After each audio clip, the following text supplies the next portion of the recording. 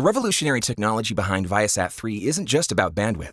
It's also the flexibility of that bandwidth. ViaSat-3 is designed to dynamically allocate bandwidth concentration to meet demand in real time anywhere in the satellite footprint. We'll use our in-flight commercial connectivity as an example. We'll show how bandwidth demand changes over time and how we plan to meet that demand. Of course, we have demand for other applications too, but in this example, we'll just show demand from airlines. Let's take North America as an example, since we have many data points from the region.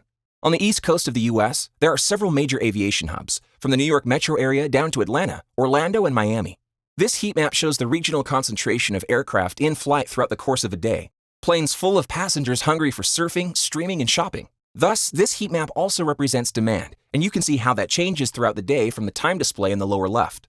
As you can see, the demand around these East Coast hubs is high, and it spikes periodically throughout the day as air traffic concentrations arrive and depart.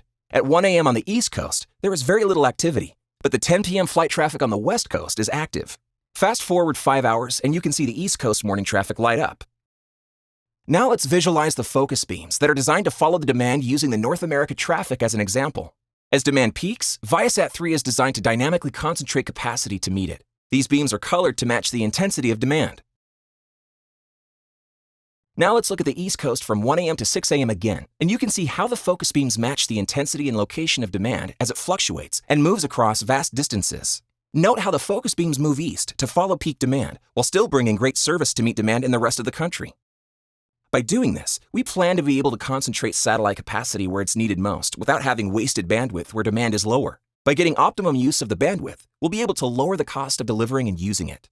Another important note is that while this view is hour by hour, VS3 is designed to redirect and focus bandwidth in real time. You can also see that the focus beams are following demand in South America at the same time, though there are fewer total airplanes than in the US. Add in the rest of our fleet and partner satellites, and you can see our path to meeting demand now and in the future. With an incredible amount of bandwidth, coverage, and dynamic flexibility, we don't just want to serve any fleet, we want to serve every fleet.